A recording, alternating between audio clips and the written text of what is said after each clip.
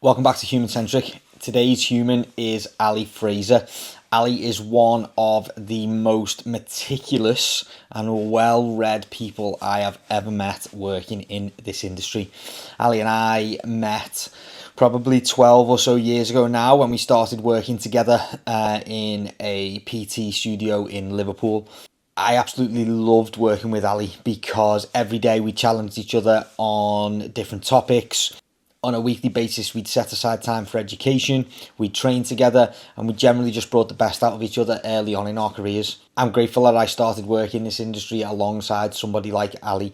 Today we're going to talk about the rising use of testosterone replacement therapy in the general population, what you should and shouldn't do, if you are the kind of person who needs it or not, and the precautions that you should be taking. This is a hot topic that lots of people are talking about at the moment, so I hope that you guys can take something useful from it. And if you've got any questions about what you hear on the pod, then don't be afraid to reach out to either of us.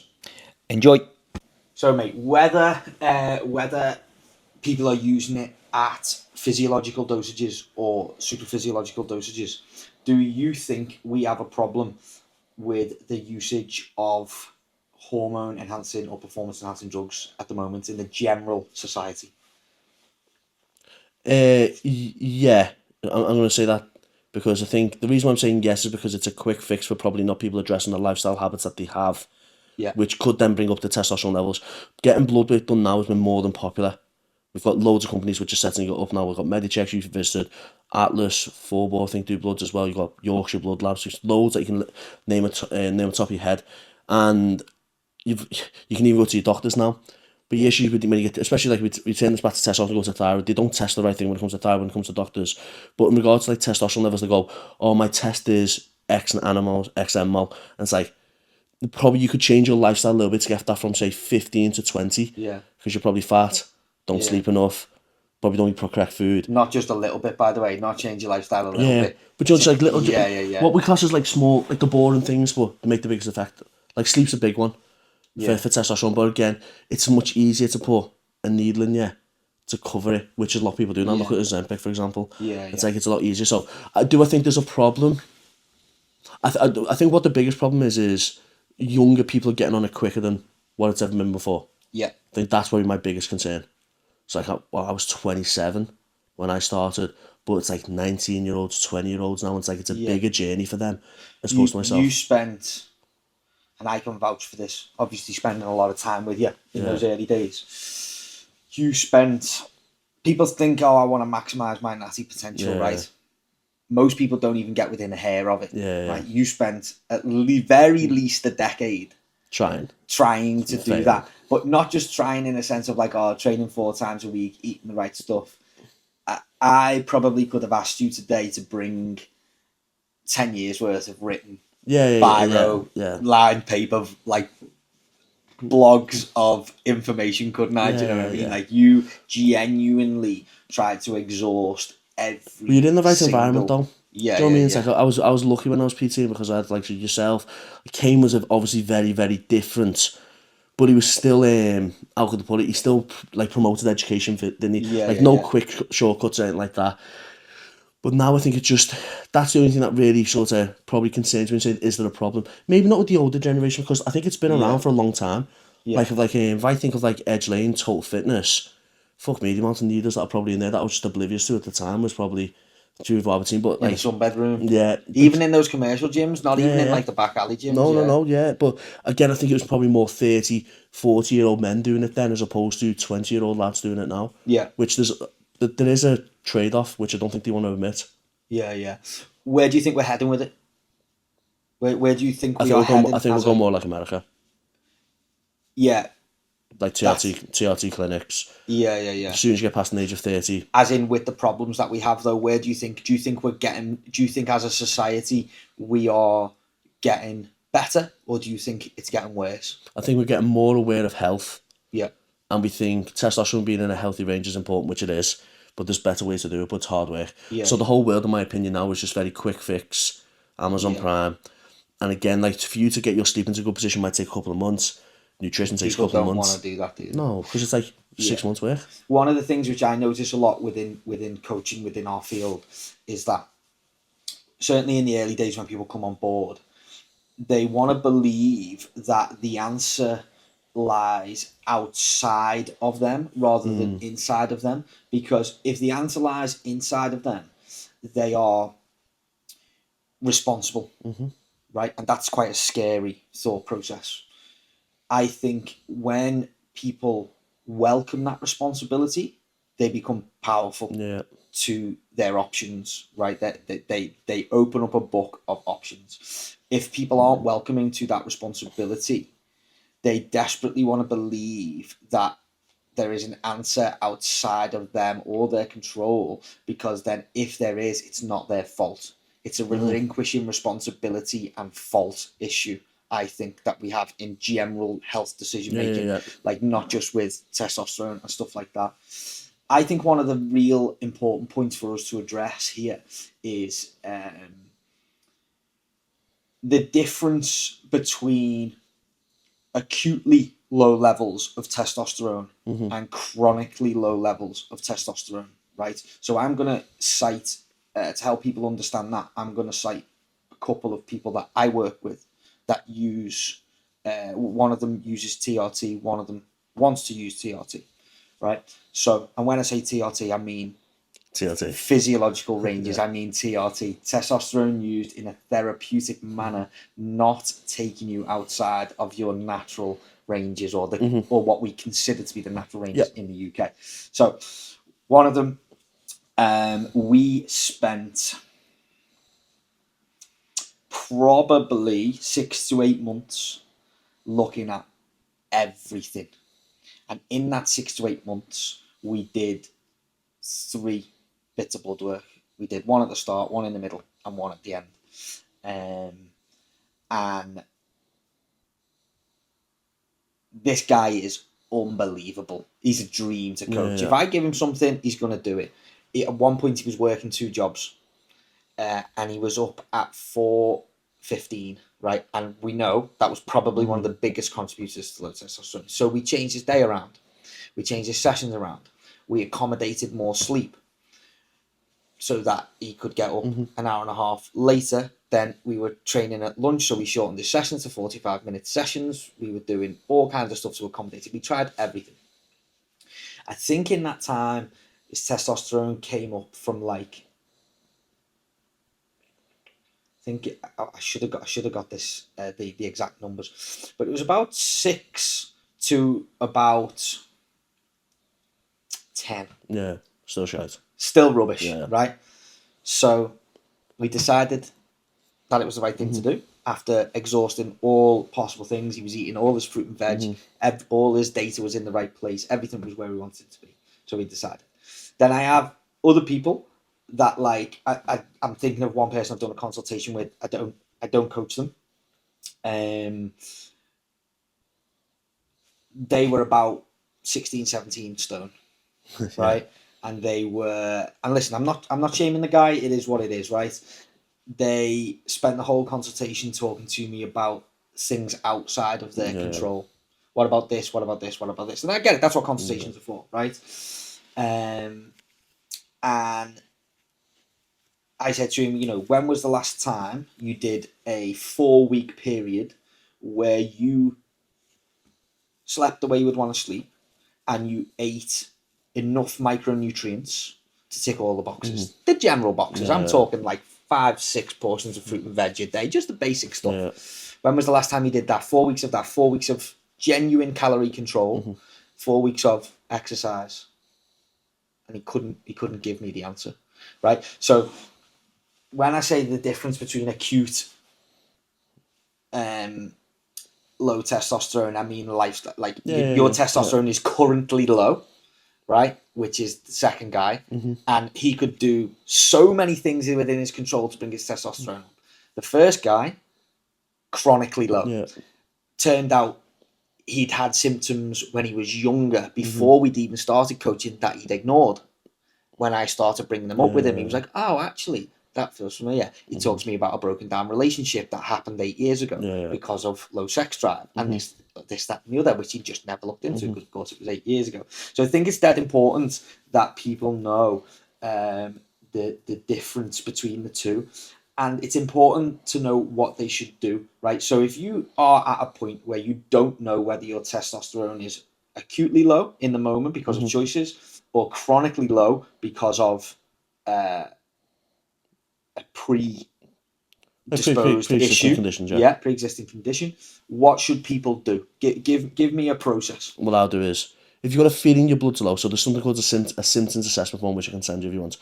And there's like symptoms on there which you're ticking. I can't think of the top of my head that you're Can I just pause you there 1 second? If anybody watching this podcast wants a symptoms assessment form for low testosterone, comment symptoms below. I'll be able to give you. Ali or myself will send it. And these are just symptoms that you'll feel within your day-to-day life. So, for example, people like underactive thyroid, they feel cold a lot more. So these are more, how can you put it, more subjective feelings that you may have. The issue got some people more hypochondriacs. Most men don't talk about symptoms. So you can do that first. If you're ticking a few of these things off, get blood work done. Okay. Get blood work done to see where you're at.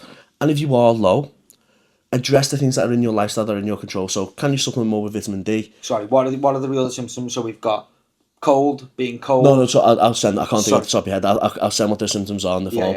But if you tick and say 3 of the symptoms, so it's 3 or more of the symptoms will mean you potentially may have it. So, but that, again, that's not factual. That's just how you feel. Yeah. But again, if you're ticking these, there could be signs that you have it. I was using the feeling cold for the for thyroid, which is one that I can think off the top of my head. Yeah. If you're taking 3 of these, go and get blood work done. Once you get blood work done, you'll be able to then get a factual representation of where your testosterone level is. Yeah. If you are low, first thing to do is you need to address your lifestyle. That is the number one reason why most people are going to be having low levels of testosterone. For example, your guy went from 6 to 10. That's went from shit to a little bit less shit. Do you know what I mean? I'd say that was a fact. But it's like I've seen people go from 4 to 18. Now 18 is still low. So we've got things like functional ranges. So where the doctors give you ranges from, I think it's 9 mmol, isn't it? Or it might be 6 mmol to 30. Functional ranges are more 20 to 30. So anything below 20 is not good, essentially. Okay. Now there is age.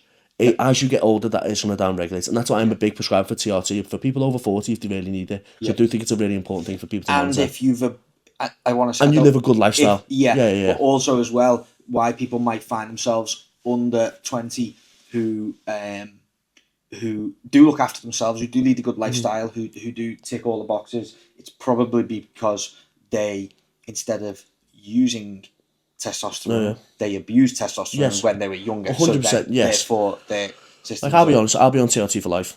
Yeah. Like that's it is what it is. I'm willing to accept that. And I've not even abused it, really. There's definitely people who have abused it, but again, when we're talking about younger people, it's that acceptance. That's you started 10 years after being completely perfect for 10 years, but also what you did was you went in with under the monitoring of one of the best coaches in the world. Yeah. Right. Yeah. I'd help with you at the start, and then it was Cal. Yeah. And then not me. That was Cal, by the way. I'll give Thomas credit. I went with Cal, and then it got slowly escalated, and we've done things quote unquote whatever the safer use model is, if you want to describe it as that. But yeah, so getting back to people, if they do feel it, your doctor's not going to do anything. Like, that's unfortunate. Like, the doctor's not going to do anything. If you're within the range, so this is the hard thing. If you're within the testosterone range, they're going to say you're okay, but you're not okay. Yeah. But they have to have a guideline. So I would really address things. So supplementation you can look at. So I can send a list of supplements as well if you want that. So zinc L-carnosine will definitely be one. Vitamin D will be one. You can have boron potentially to help up free test. Omega-3s will definitely be in that as well, because cholesterol is really important for hormone production, as we know. Yeah. Look at diet. You can then put your fat up to maybe 1 gram per kilogram of body weight, which you can argue is a little bit more than what probably most people prescribe. But again, if you want to have high levels of cholesterol, making that's coming from good omegas, making sure more omega-3s, getting from nuts, flaxseed, olive oils, these kind of fats, not necessarily the fats that we all like, which is chocolate, peanut butter, all that kind of thing. Yeah. So once you've thought about the supplements, stuff like that, what's the priority order of lifestyle choices in terms of sleep? Okay, so sleep's number one. Sleep is the number one. Manage stress. Okay, yeah. Because you said before about stressful events. Like, I think people underestimate how stressful people's previous events can then impact the body still. Yeah. So again, if you've still got some underlying events of stress, maybe deeper intervention needs to be made with that. Yeah. But sleep most definitely. Address stress, like for example work. Like, just because it's your job doesn't mean, like we were saying before about you going to Australia and like the lifestyle that they live there, their hormone levels are probably a lot better. They also have vitamin D a lot better than us, but Yeah. their lifestyle for a month a little bit more. People in the UK, lifestyle shit. It is what it is, isn't it? Like, it's like but poor weather, sad exist, things like that. Fruits and veg, micronutrients, definitely important. I like anywhere between 300 grams of veg a day to 400 grams of fruit a day. So 700 grams total in a daily intake. Yeah. Good quality protein sources, carbohydrate source, again, making sure we're not got any inflammation within the body. So it depends how deep you want to go with this. So if we've got leaky gut, or we've got some kind of digestive issue where we're having more inflammation within the body, if we've got more inflammation in the body, that's then going to downregulate our production of testosterone because our body's in more inflammation. Yeah, and it's fighting that inflammation. So it's like, do we address that first? And again, if you've got leaky gut, you can. So what I'd highly recommend if you've got a blood work panel, not just getting testosterone done. Yeah. Because normally with testosterone you have nutrient deficiencies, Yeah. so we need to make sure we have got no nutrient deficiencies, whether that be zinc, vitamin D, which are probably an obvious one, vitamin Bs, which you can work out from the full blood count, and address them first. Because if you address all them, get blood work done again 6 months later, I can guarantee if your testosterone's gone up, all them markers would have gone up as well. Yeah, I got blood work done this week, and I was really hopeful that I would have had the email so that we could review it live, but it hasn't landed yet. So maybe we can. For people who want to know about leaky gut, you've got, like, if you want to have a look at your white blood cell count. Now, obviously, if you've had an infection or something like that, that's going to be skewed. Like, I got mine done by the doctors last month, and mine was 18. Yeah, I've got. What's the context of that? When I've 18? Had 18. So the reading was 18. Okay, out of. I'm trying to think what it is now. What's the scale? Go on, have a check. What is the scale? Well, long story short, what all your white blood cells add up to is your white blood overscore. Okay. So it should, for context, it should be between 5 and 7. Yeah. So mine was 18. So, but I was sick in that context there. So it should be between 5 and 7. 5 and 7, the reading should be, yeah. But mine's always around about 11. I'll actually get the reading up in a minute. Mine's always around about 11 now. I've got ulcerative colitis. Yeah. So because I've got ulcerative colitis, I've got an autoimmune disease, so I constantly have a little bit higher blood cells, white blood cells anyway. But again, if your white blood cell is elevated, so you've got chronic and acute, what we were talking about before, if it's low, so your white blood cells are below 5, we can argue you've had chronic leaky gut because you've had it for a long time, so it's suppressed it. If it's high, it could be acute leaky gut, but again, you'll have other symptoms within that blood work, which will be out of sync, which will show nutrient deficiencies, which will then go to shoulder. Okay.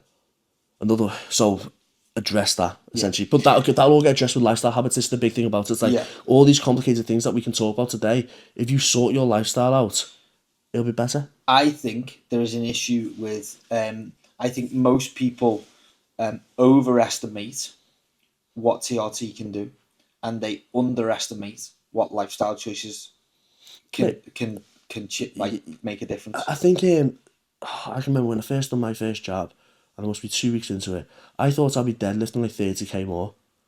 I just recovered better. Like that was all it was. It's unless you're taking something like fucking Superdrol or Halo, where you can feel them fucking instantaneous strength and you want to rip someone's head off. Like that. But we're not, like what the idea behind this was to help people understand why and you're not if feel they need testosterone replacement therapy. You feel a little bit different in the long term, but certainly it's health.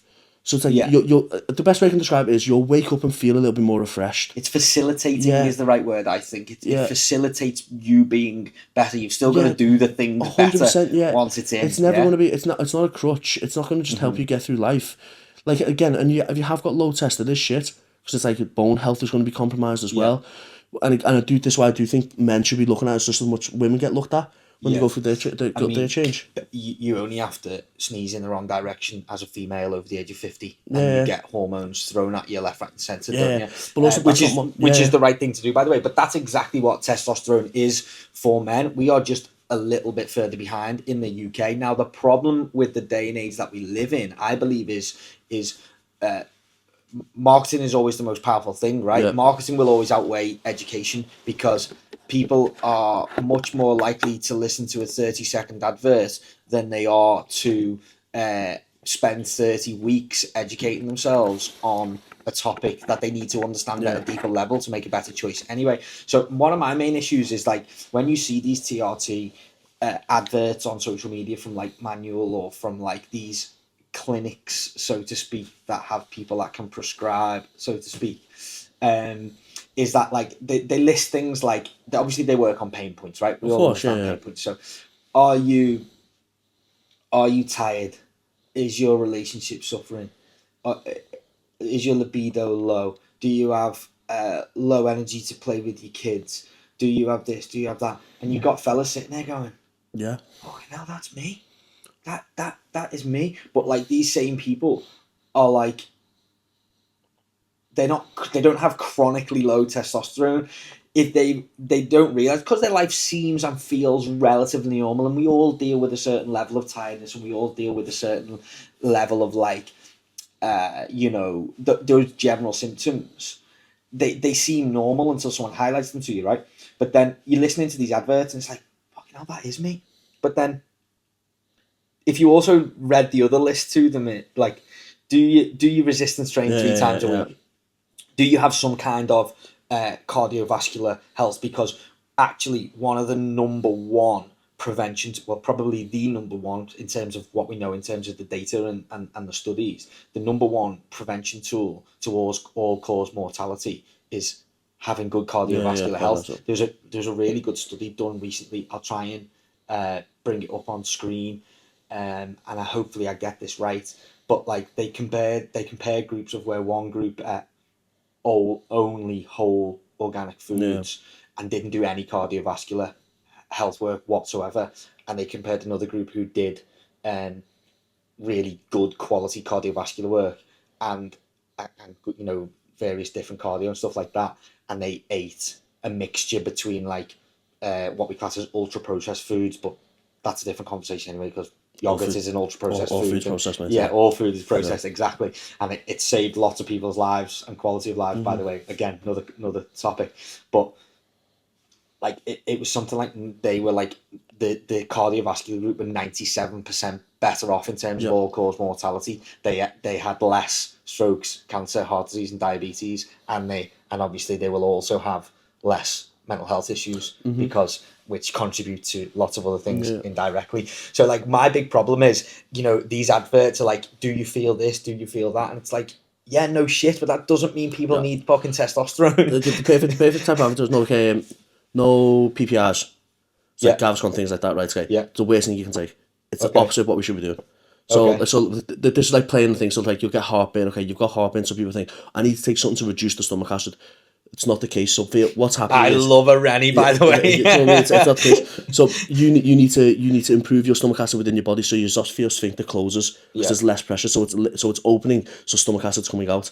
So you need to have zinc L-carnitine, apple cider vinegar, and this should then help regulate it. If you've got something called H. pylori, if you've got H. pylori, you can't take HCl or apple cider vinegar because you've got a disease that's mimicking low stomach acid.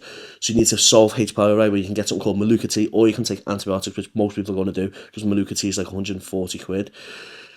But that'll then stop it. But again, it's people playing on symptoms. But the doctors are smart. Like they Yeah. know what they're doing wrong. Yeah, yeah. Do you know what I yeah. mean? But it's also it But it's depends. a Like fast. They it's think fucking drug they- money. It's not drug money. It's pharmaceutical money. it innit? is. I also think it's important to look at it from the other side, and I am absolutely certain. I try and come at every situation with understanding before anything Yeah, else, yeah. because I feel like if you come at something from an understanding point of view from the other side, from where you're used to looking at it, I think you're much more likely to come to better conclusions. And in my instance there, it's like you say, in the price of that other stuff and the complication of like the problem that we have, I guess, in the UK, you could probably argue it's a class issue, Yeah, agreed. where people can't Agreed. educate themselves to the point where you were just talking about, where you've got this disease, you get that disease. So a Rennie or a Gaviscon really helps people, and it's like there's definitely a mixture of it. They're probably not coming at it from an evil genius point of view where like the drug companies are pushing, but they're probably also coming at it from like this is the quickest, fastest way to help Yes. somebody, because we can't put that much time and effort into it every single individual, right? But that's course. where personal responsibility lies, and that's where people who are adventurous and they are invested in their own health, that's where they get ahead of the game because they get the benefits of Yeah. both sides, right? So I agree with you, by the way. So like I think it's not fair to expect every GP to be able to give Yeah. a perfect diagnosis. It's not.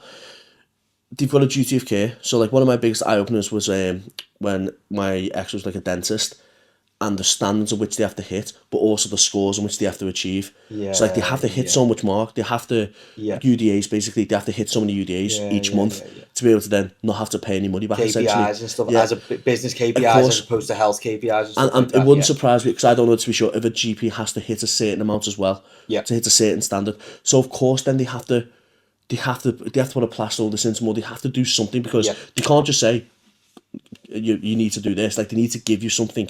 Yeah. Do you know what I mean? So I understand it from their point of view. But again, it's just the way the world works, and I do think it's a class issue. I think if you paid for private healthcare, it might be a little bit different. Yeah. But we all get the NHS. Yeah. So we all can't complain either at the same time. No, exactly. So back to the lifestyle choices then.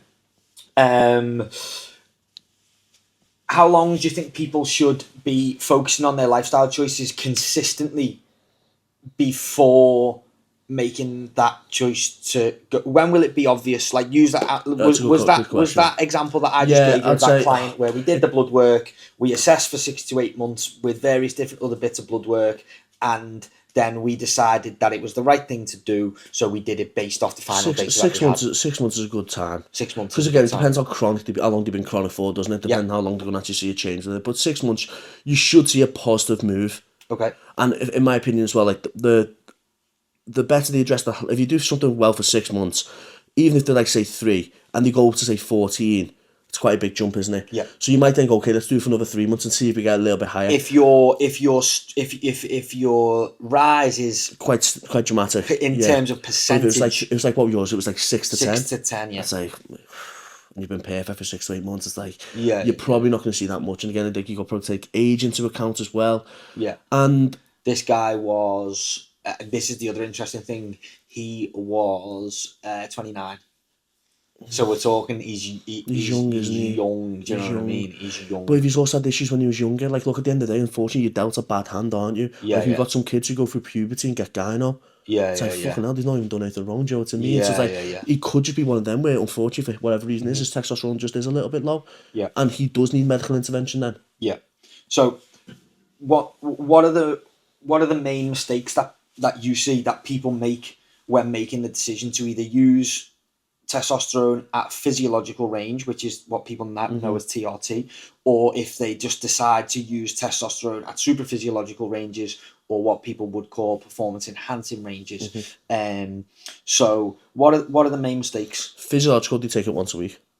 Okay. I think that's a big mistake because you get a big spike and then a big drop, big spike, big drop. I think you should take it 3 to 4 times a week and just spread it over. So if you're trying to use TRT, if you're saying like you're on 150, if you 125 milligrams, 150 milligrams, some people might even push to 200 milligrams. Of course, depending on the individual. Yeah, depending on.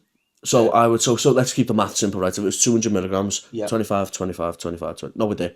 50. 50, 50, 50, 50. Yeah. Yeah. That's what I do. 50 every other day would be good, right? Okay. Yeah. So. Keep stables level then. The other thing I'd like to add to that, which is probably a good point, I know I just asked you the question, but I want to add to that answer, is you said they take all of their testosterone in one dosage and then they get peaks and troughs, right?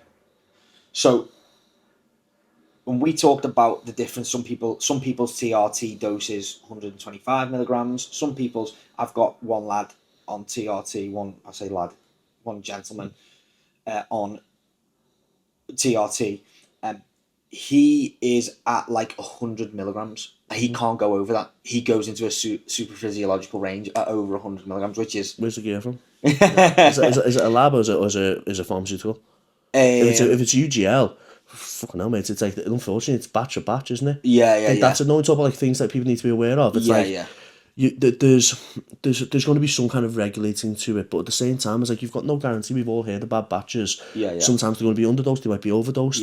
So unless it's like from a pharmaceutical doctor. Yeah, this guy's clinic. If it's clinic, then it's going to be proper stuff, and it might only need 100. Yeah. But again, so the point I was trying to make is that secondary to taking their dosage all in one, people don't check their blood work to find out what the right dosage is, do they? That's one of the big things for me. Like when people be like, I want to use this or I want to use that. I had a lad message me this week, like, what's best to take for this? And I'm like, for what? For what? What's the context of your question? And like, also, I can't give you an answer until I've seen your blood work anyway. And listen, I ain't no blood work genius. I'm not sitting here claiming that I am. But it literally tells you how much you need to take and where and where you need to you know. It's one of those. It's like as soon as you start taking it. So as soon as you say you start taking 100 milligrams, you're not just shut down. You're not just shut down. So wherever that's putting you is wherever it's putting you. So if you then start go 100, then for example it comes back at 15. Probably bump it to 125. Get it done again another 3 months, and then if it's putting you around about that 22. Do you want to stay there? Do you want to go a little bit higher? Or do you want to stay there? If you want to stay physiological, just stay there. For reference, we said it before, but we'll say it again. In the UK, the physiological range to stay in the natural range is anywhere between about 7 and 30, depending on which clinic and which testing system you use. Medichecks, I know, is between 7 and 29, because I checked my last ones before. So what other mistakes do people make?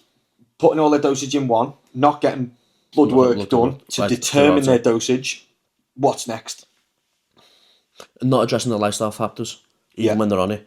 Because again, it's going to put your testosterone within the range of what it needs to be, but you're still going to have nutrient deficiencies, which are going to make you feel shit. I think though this whole tiredness thing, it does me head in a little bit. It does my head in as well. Because like it's easy, it's low hanging fruit for the advertising, isn't it? I do not know the last time I've woke up feeling refreshed since the age of 15. Yeah, you probably snore like a water buffalo though, mate. It probably doesn't help. But do you know what I mean? Like, you know when you get past the age of 20, 25, you're running businesses or you're just busy and you're just doing that. You've got kids. You're going to be tired. It's like, I think the issue comes when it's like really, really poor tiredness, like where it's like your chronic health issues where you're maybe having sleep apnea, things like that. That's when you should be addressing it. But just by taking testosterone is not just going to make you feel better all of a sudden. Doesn't make you bounce out of bed and start shadowboxing at the end of the bed and then drill sergeant and your kids at 4 a.m. running around the garden. That doesn't. There's a placebo effect. Most definitely. Like I've seen it before. I've seen it in real life when people are going assisted. They take something and like the next day they feel strong. It's like doesn't work that quick. And the other thing I've noticed as well with people who make the decision is now you shouldn't rely on this. So if this is you, I'm looking you straight in the eye. You shouldn't rely on this. I've noticed that when people do start taking it, they start to behave better because they are taking it. But what you should really do is behave before you administer, rather than administer then behave, right? Yeah, that's like everyone though, isn't it? It's like as soon as a person knows I'm on a diet now, like they're proper locked in. But it still should be the same thing when they're not on a diet. Like it still should be the same protocols put in place. But yeah, it is you don't want to waste it, do you? Like that's what your mindset. It's like if you're putting a needle in yourself, which is still obviously with peptides probably a little bit more familiar now for people to do. But it's still not a normal thing everyone does. Do you know what I mean? Putting a needle in their arse or the delta or whatever it may be, or sub-Q if you're only doing low dosage. So that I'd honestly say it's still address the lifestyle. Because what should happen if you've got better levels of testosterone, it should help you address the lifestyle issues. Because also, by the way, the thing that I've noticed with people is that when we address lifestyle choices first and we bring their testosterone up to a point that we are relatively happy with, and then they've got a choice. Okay, let's say you get someone to like 17, 18, 19, and they go, actually, I want to be 28. I am 37. I'm done having kids. I want to be in the upper echelons of the natty range, right? I have noticed that their body takes to the testosterone, the synthetic testosterone, better when they're in a better start position. Of course. That makes sense, doesn't it? Yeah, but what I'm saying is that backs the lifestyle choice thing up, doesn't it? Like people think you'll put it in, it'll take everything else with it. What'll happen is less is more, right? Less is more. So if you can get a higher response to the stimulus from less stimulus, ultimately, then that's the best thing to do. It's one of those things like, mate, if I could take less than a gram and compete, I'll take less than a gram and compete. Unfortunately, that's probably not going to be the case this year, even though I tried to make it the case this year. Because like it's less oil, it's less. There's less. There's less variables. So again, like less is more. Again, if you can make yourself feel better, and only have to take a little bit, who knows? Who knows? Eventually, you might not have to. Well, that's probably not going to be the case. But if you address the lifestyle habits enough, because at the end of the day, it's all about how you feel. Like I'm not a big fan of feelings, but it is about how you feel. If you're waking up and you're feeling great and you're performing better in work, it doesn't necessarily matter what's the reason. But if your blood work has come back and everything's in a good green light, you've done something right. Science cares about outcomes. Doesn't it? Cares about that's why people don't necessarily mind placebo effects either. Yeah, of course. Because placebos still Placebo are matters. outcomes, right? Yeah, they matter to the data a lot, actually. I can remember someone told me the study about. They said about pre-workouts, and 2 of the pre-workouts were BCAAs, and they all perform still high level just because they got told there's a pre-workout caffeine in it. And it's the brain is a lot more smart than what we are. Yeah. And you can do whatever and the brain is very, very. I always try and get clients to tap into that. So like what I always say to them is, I use examples like that where the brain is powerful, or I use examples where the brain is powerful but in a negative way, and say things like, well, you allowed yourself to be convinced of this negative thing, right? Imagine if you controlled it and you forced it the other way, what you could do with that information. And it's like light bulb moment of like understanding how powerful it is just enables you to use that power in the right direction rather than letting it run away with itself in the wrong direction. I'll be back with Ali in just a second, but I just wanted to take a quick minute to tell you that today's episode is sponsored by AN Education. AN Education is a company for coaches within their first 5 years of the job. They focus on teaching people how to be a great coach rather than just a good marketer. It's common practice in the industry right now to learn how to trick the algorithm or to learn how to market yourself and make more sales. But what most coaches are missing is actually how to be a good coach, learning about the human body, learning about nutrition, learning about behavior change, or learning about program design. That's where AN Education come in. If you're constantly having to make new sales, that's not a business issue, that's a coaching issue. If that sounds like you, then drop AN Education a follow from the information I put in the description box of this video below and give the lads a shout. Back to the good stuff. Okay, so back to testosterone. So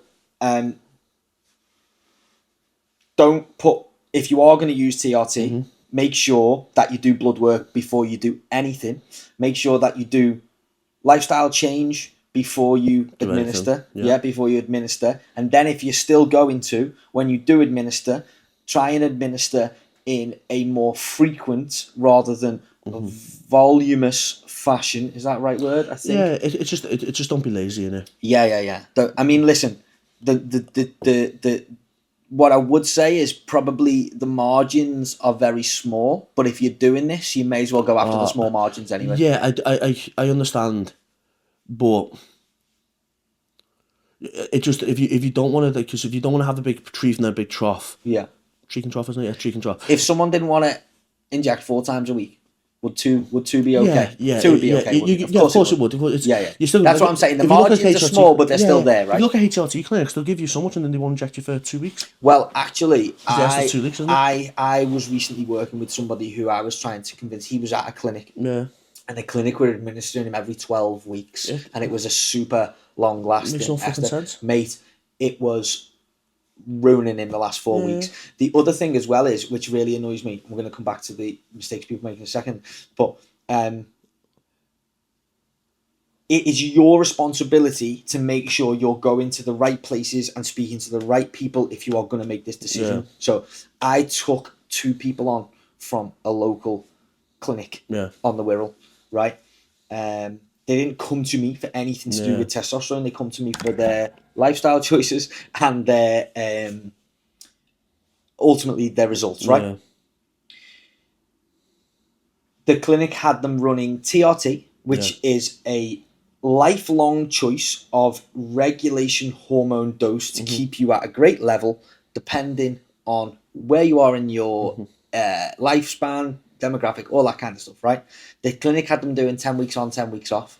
Just doesn't make sense. It's the direct opposite. So if you're going to a skin clinic or a something along those lines, get the fuck out of there and speak to somebody who, now granted, you don't know that those people don't know what they're talking about, but like these clinics can administer because they are qualified, whatever it is, you know, I don't know what the right terminology is, so I don't want to use the wrong thing, but it's important that you speak to somebody with the right amount of experience with this stuff and the right education with this stuff, and not just somebody because they do Botox Yeah.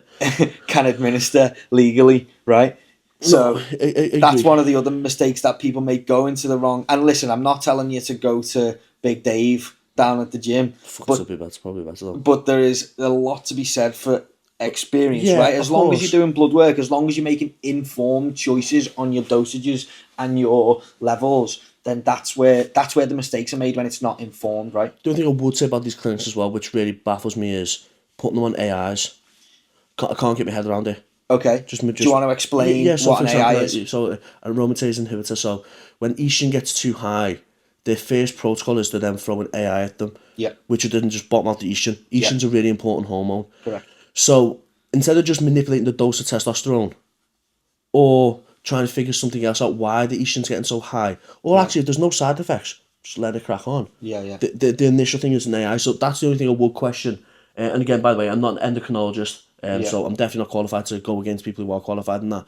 But I would just question it. I think that's probably my biggest issue is when it comes to these clinics and whatnot. It's like there's no thought of why is this, why are we low, why are we this. It's just administer. I've never met anybody in the, I'm going to use this term loosely now, I don't really like using it, in the bodybuilding world, who knows what they're doing. Serious people, serious people, people who are PhDs, who just so happen to like bodybuilding, right? There's a difference between Big Dave and someone with a PhD in pharmacology or biochemistry, right? Of course it is.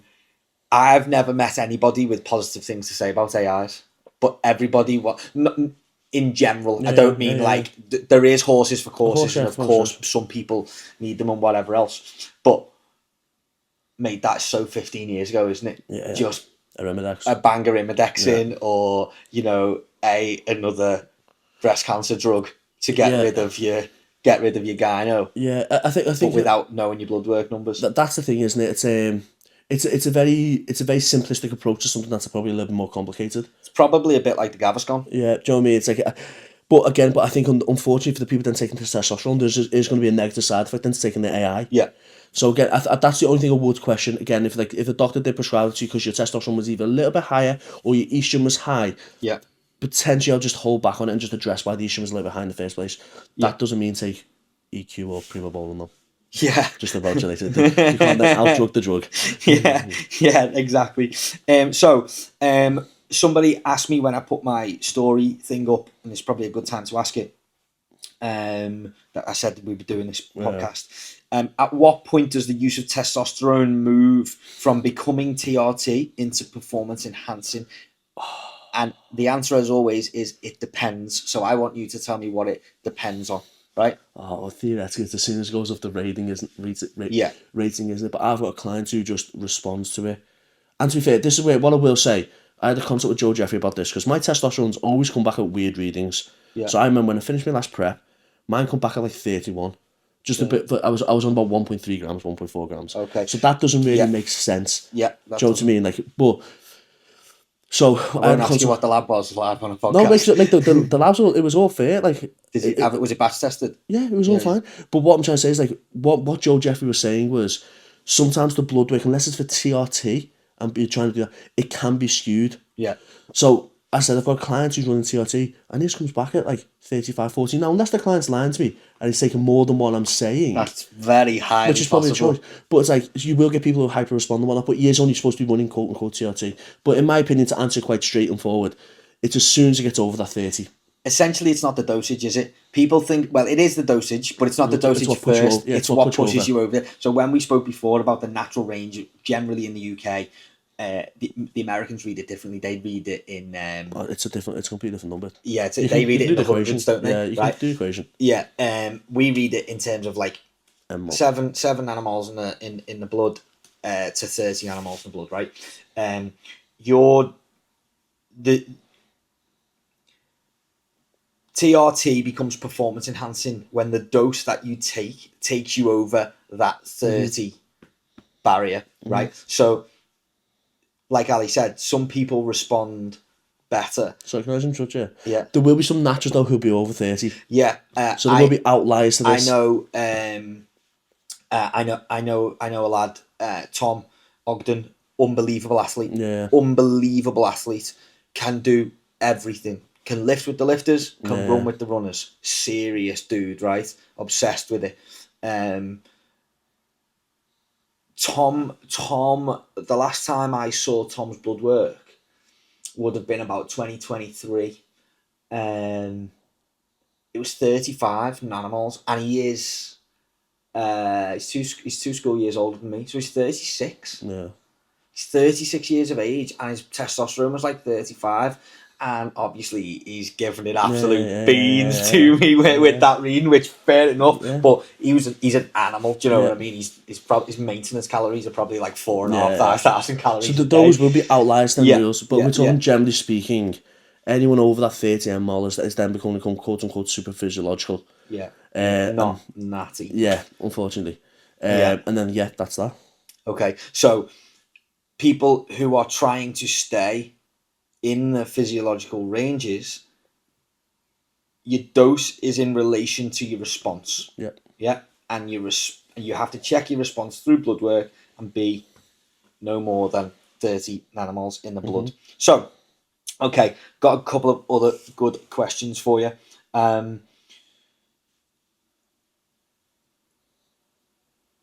Let's talk about physiological dosages first, okay?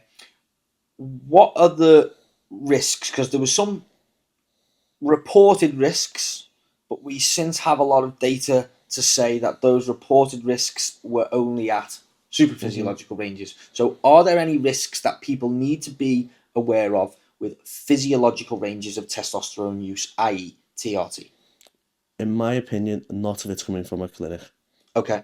Of course, when it comes from a UGL, underground lab, there is, of course, lots of good underground labs. Of course there's. Yeah. But you don't know what you're getting. You don't know what you're getting. Unfortunately, that's what it is.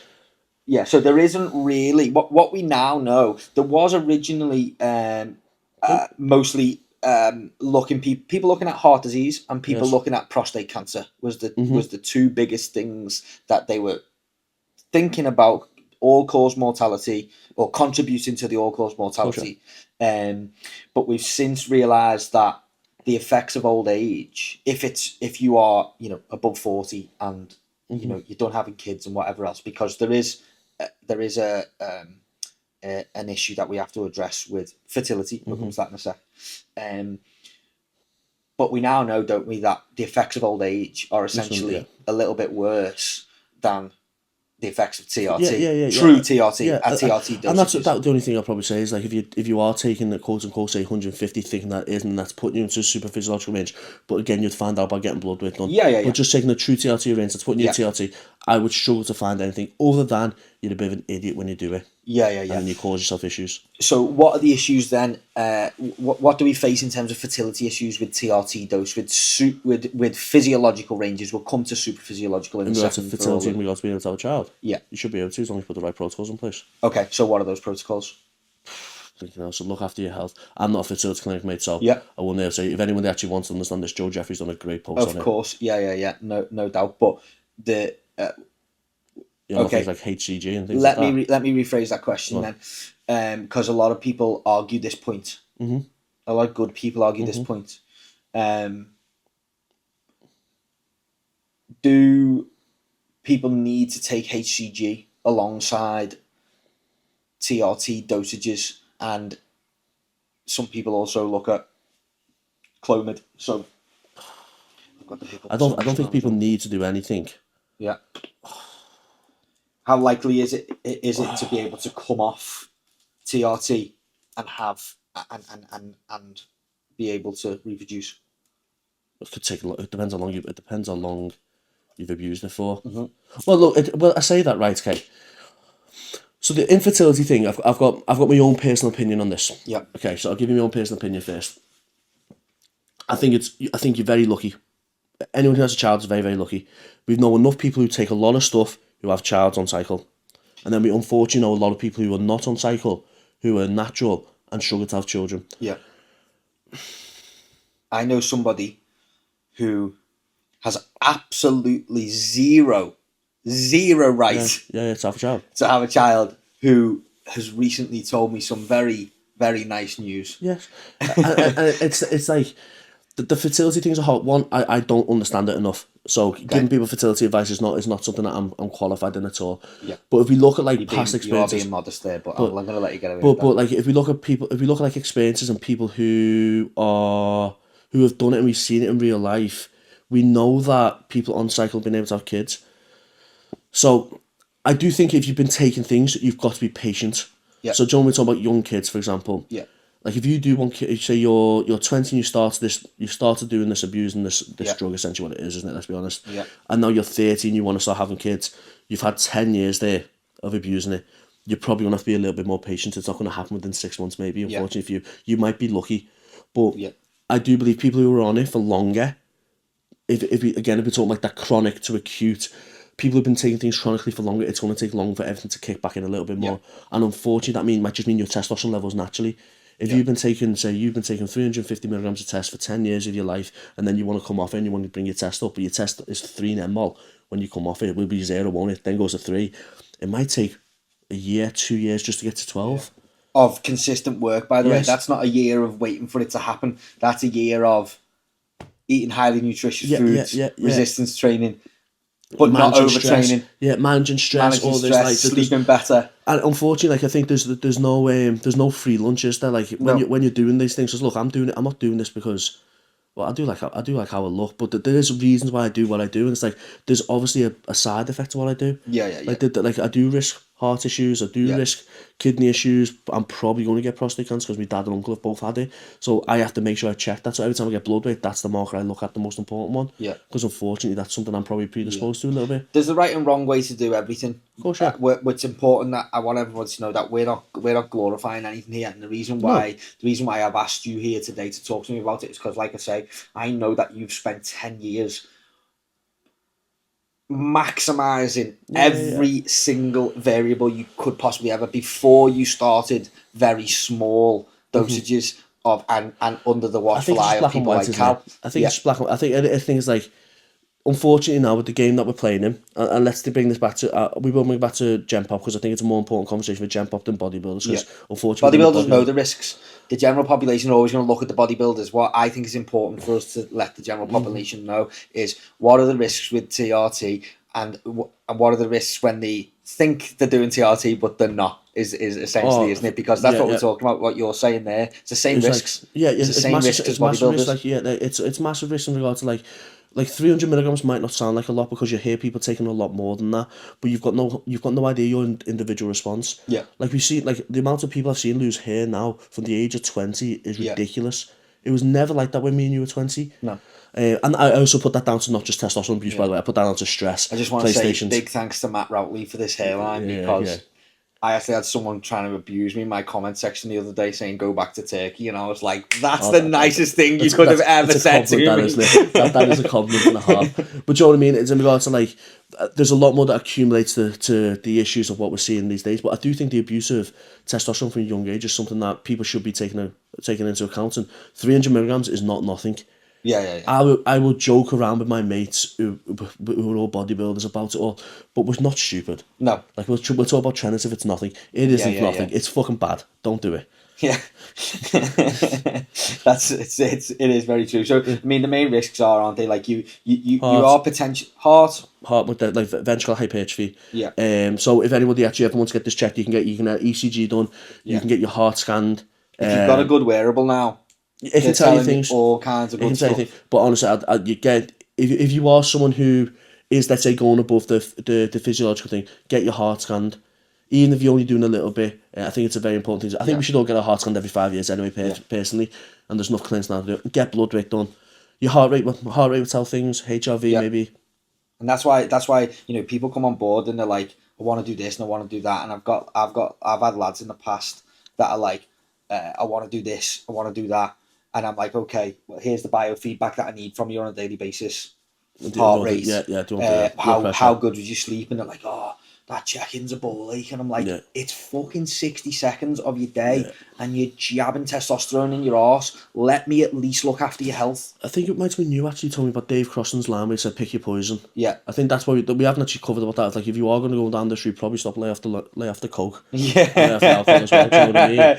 Yeah. It's like do choose one thing. I asked you at the start if you think we had a problem in general society with performance-enhancing drugs. The answer was probably we have no more of a problem with it. We do have a problem with it, but it's no more of a problem than we have with alcohol or party drugs. It's about the alcohol scene's gone a bit weird, hasn't it? Now it's like it's not the same as when we were younger. Yeah, well, people are still smashing it. Yeah, but that's only because our algorithm supports that view, right? But nightclubs and all that, nowhere near as busy. They're not. No, they're not. To be fair, I think that whole scene just a little bit. People still drink at home. That's still really really bad. But I do think like if just like talking about like if you are on TRT as well, I will pay attention to the other recreational things that you may do.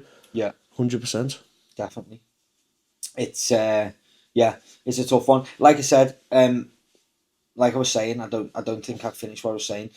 One of the things I wanted everybody to know is that like, the reason I've asked you on is because one, you did maximise 10 years without it, and you tracked every single variable that you possibly could, and you improved your physique on levels, and you were competitive in the natural bodybuilding scene as well with that. Now obviously you have 12, 13 years or whatever we're up to now, because we're on a similar trajectory, aren't we, in terms of time, of helping people, and you've absolutely dedicated your life to understanding human physiology, right? You do, like you've mentioned, you do take performance enhancing drugs, and you do take them at supraphysiological dosages, and you do pick your poison, like you've said. And you know, you assess every variable possible with the help of great people around you. You have a great support network. You know the risks that you are taking. They are informed. You're not stupid. You're not telling everybody that it's good. You're not glorifying it. If you had your time again, go and ask me. Yeah, go and ask me. Would you start taking performance enhancing drugs when you did, or would you not? Oh, part of me thinks I wish I took it earlier, only because the fucking people are so good now. So I could have been good a bit earlier, and then got out the game. And you love the sport that much, don't you? Yeah, I wish. If the truthful answer is, I wish I took it at say 23, 24, and got out for it at 32. Okay. That's a great answer. Because people are fucking really good now. Like, you got the genetic freaks doing it now, whereas it wasn't as popular back then. Participation levels with exposure. As exposure goes up, participation levels go up, right? The average gym goer is ridiculous now. Yeah. Well, I'd still if I'm being truthfully honest, I'm very happy the way I've done it. Yeah. I'm happy with the way that you've done it as your mate. I'm happy with the way that you've done it as somebody. I don't think, and we'll come to this in a second. Sorry, actually, carry on. I'll come back to that. I'm happy with the way that you've done it. So what's elaborate on that? What you were going to say there? Sorry. About I was saying, like, you know, would you do it again? I'm happy the way I've done it. Yeah. Because unfortunately, with what I teach as well, so like I teach a lot of people at like training mechanics. Yeah. A 75 kilo lad compared to a 100 kilo lad, there's a bit of a difference in authority. Yeah. And I do think, unfortunately, that's part of the business that we're in, like sex sells. At the end of the day, so like people do like have to like what they say to see. That's actually got a point. I wish I didn't do a few things. Okay, what are they? Help the people. I wish I didn't. How can I put it? I took a little bit too much in the first time I was assisted, but I probably didn't warrant it. But I was also stressed quite high. Yeah. I could have pushed the needle maybe a little bit when I was younger, a little bit more than what I did. Well, yeah. I could have probably took a little bit more to get more out of it. Yeah. But in regards to like how I done things from a health perspective, I think I'm very fortunate in regards to the people I've had around me. I've never done anything stupid. Yeah. You create your own look though, Ali. You are good at asking the right people for the right help. Yeah, thank you. Touch wood, I've not had any health conditions. I've had my heart scanned twice, blood work done recently. Yeah. It's also allowed you to build a career where you can help people not make mistakes. Yeah. You've decided to do this, not as a mistake, but you've decided to do it from a competitive, driven point of view.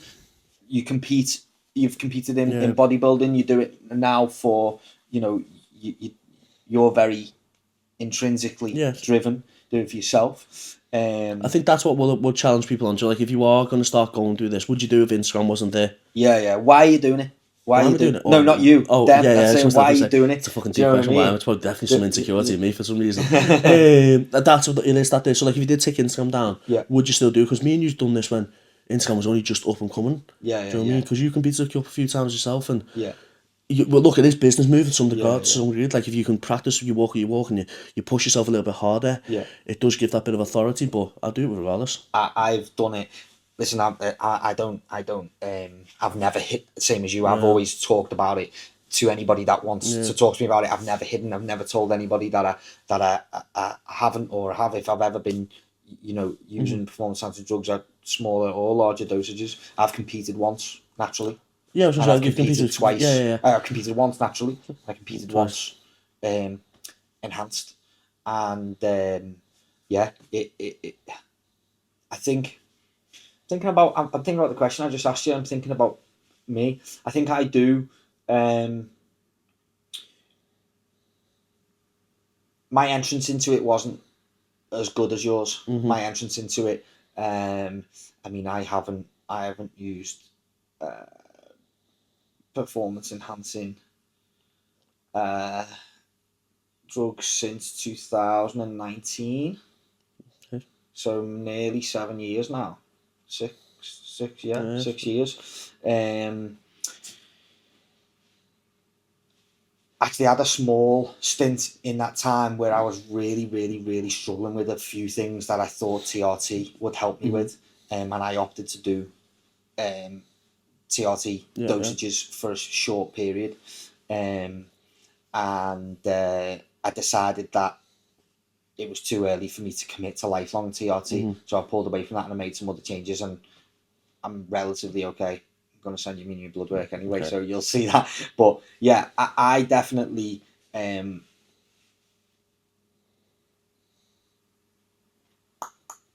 I regret taking advice off some of the people I took advice from.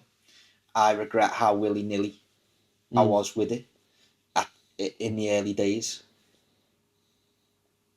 But I don't regret how quickly I learned from that. Yeah. I don't regret how much I've been able to help other people from that. Yeah. I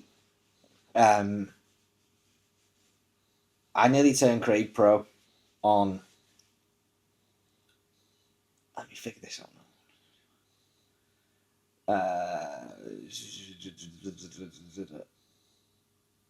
Just under half a gram of gear a week. It just shows genetics, though, doesn't it? It shows genetics. I think that's what the people need to reason get I from did it. that is because I knew that he could respond in that way based on the stupid things I did for short periods of time. I never did it long enough to have a massive effect on my physique and things like that, right? But as I say, I regret my entrance into it early doors. I don't regret what it taught me. I do not regret what it's enabled me to do for other people. Not from like a I know loads point of view, but just from a like a Just calm your horse down a just little bit. just let's just calm it down a little bit, and then of course further down the line, that's benefited him because he hasn't had to take a lot to actually turn pro. And he's still got his hair. And he's still got his hair. Yeah, he's still got his hair. But yeah, I think later on in life it's something I will look at. But someone in my position, right, who did use it when they were younger in a way that they regret. But then the second time I did it, when I competed, I did it properly, got my blood work done, did dosage, chose dosages from blood work, monitored health, this, that, and the other, right? I'm 34. There's going to be a lot of people listening to this in my position. I know the answers to this, by the way, so it's. I think I do anyway. And like, I don't have any kids yet. Okay. My blood work is okay, right? Okay. I reckon. I'm going to say it on this pod now, and I might release it. Maybe we can do another one and talk about it. But I reckon my testosterone is going to come back on this blood work about 20. I reckon that I'll be happy with about that. I'm probably going to have a prolactin issue because I always do. which we can talk about. P5P. Yeah. I say issue, it'll be out. Not necessarily a huge issue, but it will be out. I love training. Yeah. I've always loved, whenever I've done it, I've always loved the effects of what, whether I've used TRT or whether I've used it at supraphysiological dosages. I've always loved the effects of what it, just like everybody else. It's fantastic. It's fucking fun, right? Yeah, Let's yeah. not beat around the bush. If I wanted to still maximize my performance now and then look to be having children in the next 3 years, would you say to me it would be relatively okay to use TRT and then come away from it, have your kids and go back on it? You'd wait till after kids. I'm not asking. Yeah, I'm not asking for me, by the way. I'm using me as an avatar for people at home. The only reason, not that I don't think it's possible, is because just more work. You're just putting a spanner in the works just in case. Because imagine if you couldn't. Would you blame yourself for that thing? No. Obviously, with being natural, monitoring your recovery is more important, unfortunately. Sleep is even more important.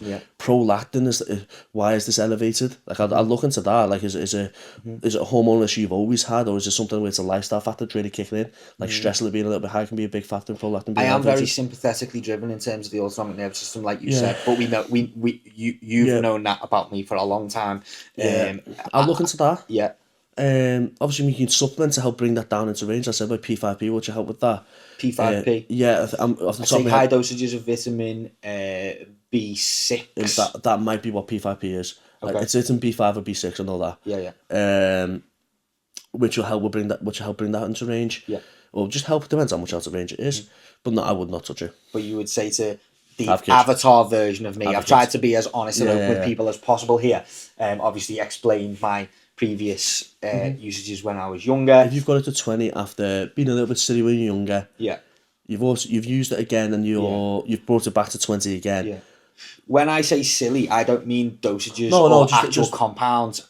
Like I've never gone near trend or anything like that. Just not how you done it the second time. Yeah, yeah. Do you know what I mean? Yeah. Just not how I've done it the second time. And informed, I was using like testosterone at like whatever it was, say like twice a week, and probably not exceeding like 300, 350. But like I totally didn't need that much. Even though it's not a lot, I didn't need that much. But I also didn't make an informed decision on that amount when I did do it, right? I didn't get my blood work done. And I was also well too young. I didn't maximise my natural potential. I was training hard. I was recovering well. I was doing the right things. But not like to a degree where like I could have or should have been, right?